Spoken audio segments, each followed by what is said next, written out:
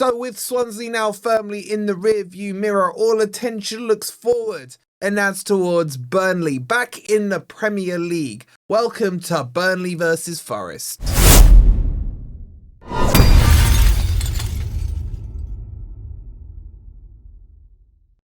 Hi guys, hope you're doing well, and welcome to my preview for Burnley versus Forest. And yeah, I've hit the reset button. How do you guys hit your reset button? Like, how do you forget about Swansea and just look forward? For me, it's a case of see no evil, hear no evil, fear no evil. Let's just look forward towards Burnley, and let's look forward towards discussing now what's going to happen with the team. So as always, please do hit the like button if you're enjoying the content. Make sure you're subscribed as well if you are new. And check out today's sponsors, Football Prizes, where you can win this signed framed Forest shirt, full team signed. But on top of that, all these insta-win prizes. Hutchinson signed frame shirt. You got Ndoye signed frame shirt. Cash giveaways as well. All for 39p. Yes, not even a pound. 0.39 of a pound. So grab your tickets by scanning this QR code or clicking on the link that's pinned in the comments. All right, let's jump into this Burnley versus Forest. And this is one that I don't think is going to be as easy as we would have liked, or maybe some of us hoped at the start of the season, hoping that the three promoted sides coming up would just go straight back down and we don't need to worry about anything below 17th or any other team. Not that I actually am, despite what all the Ops fans are saying. But Burnley have done okay. Burnley were criticised very heavily 2 seasons ago when they were last in the Premier League under Company because they played too expansive, because he didn't want to change his principles, his ideas and everything like that.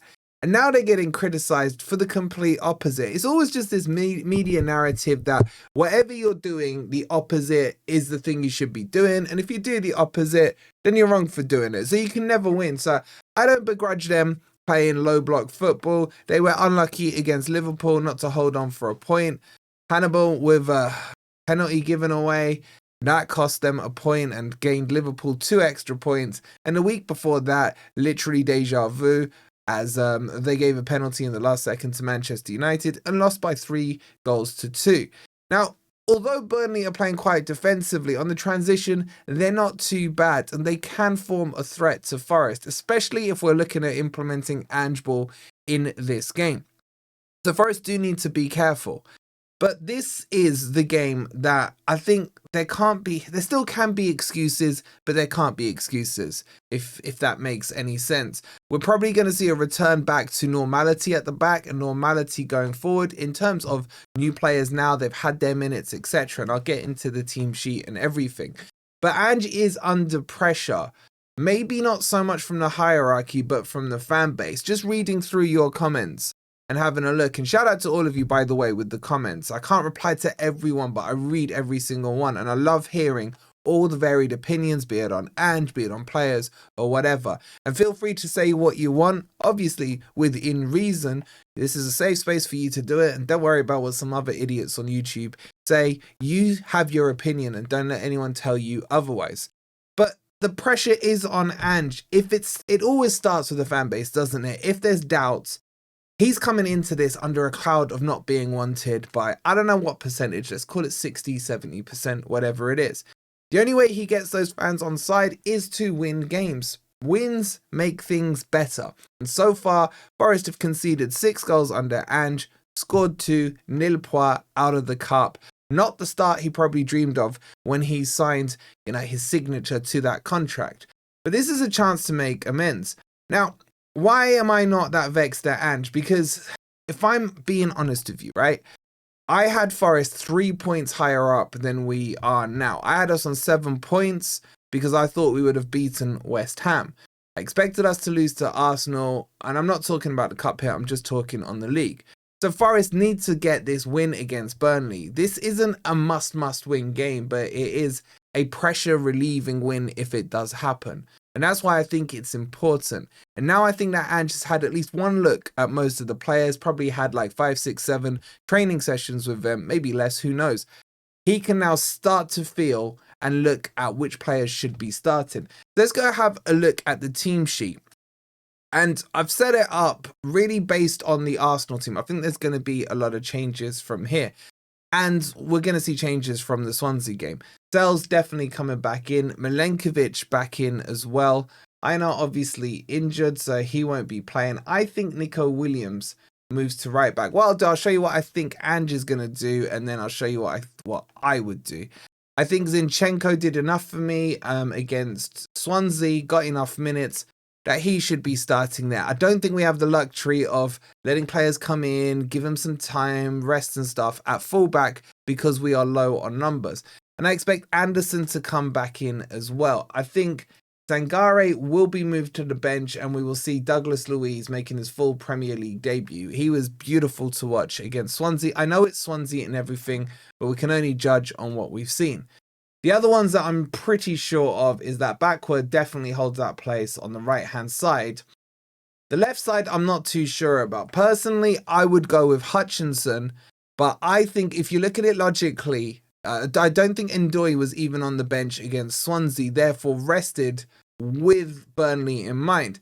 However, I can make a counter-argument to that. Our next match is against Real Betis, and therefore, Hutchinson is not in that squad. So should Hutchinson be used in this game potentially as a starter and then Ndoye coming on for some minutes? And there is, of course, Callum Hudson-Odoi. I feel he's a bit out of form. I think it's between Ndoye and Hutchinson. I think he'll start Ndoye. I personally would probably go Hutchinson.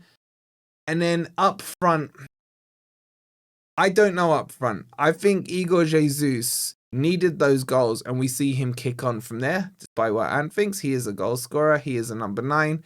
I don't mind the idea of Igor Jesus playing in the 10, but we'll talk about that in a second.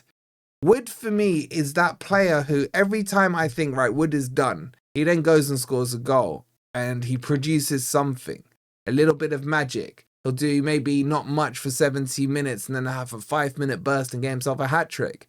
He's still got that Woodinho magic in him. But is it sustainable? I don't know. Write him off at your peril is what I say. But I think because he took Igor Jesus off at half time, that kind of said to me, all right, Igor, well done. You got your 2 goals. Let's rest you up for the weekend. So I actually think Igor Jesus is the one who's going to start up front. And I'm not against it. I actually trust all 3 of our strikers right now. The position I don't trust is here in the 10.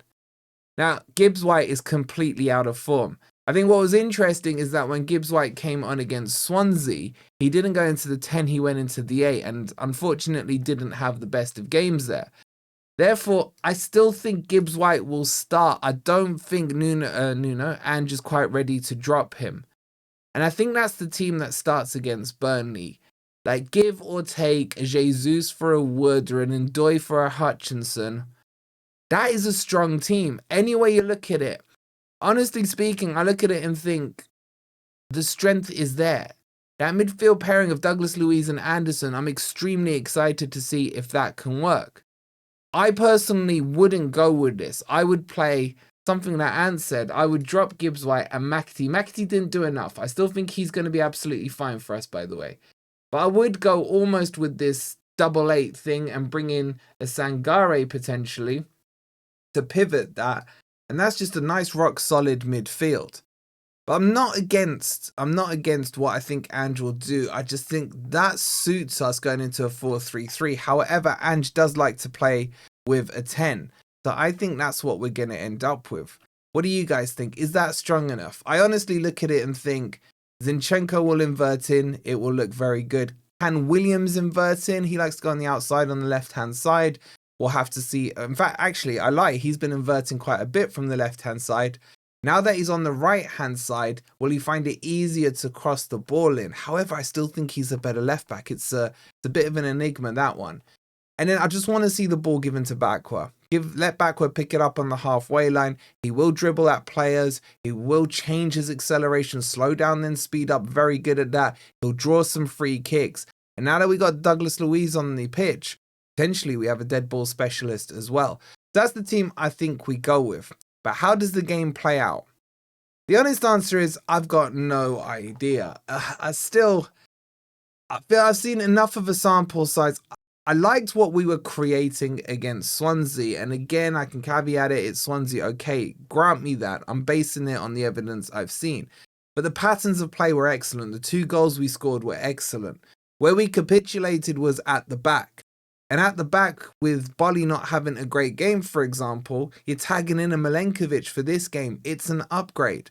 Murillo, if he's fit, I'm assuming he is. Otherwise, I think Jair Cunha should come in on that position. But either way, that should be enough to beat Burnley. I think Forest win this one. I don't know how comfortable we'll be. So I'm going 2-1 to Forest because I think Burnley will come out a bit more to play. They'll probably fancy their chances in this one, seeing that they'll have seen what Forest did against Swansea.